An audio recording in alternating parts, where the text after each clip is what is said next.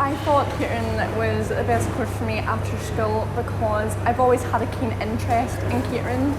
My aunt is a Michelin head chef, so I've always kind of looked up to her, and I thought it was the best for me because I've always been brought up in, you know, a cooking and baking environment, so I've just been really keen to do it. How to cook the food, what temperatures to cook it at, when to take the food out, what to look for, the texture, the smell, importantly, the colour of the food, hygiene, looking after the environment around me, keeping it safe, cleaning after myself, sanitising the tables, keeping, you know, just everything clean. The variety of foods, I've learned vegan, non-vegan, dairy and non-dairy foods.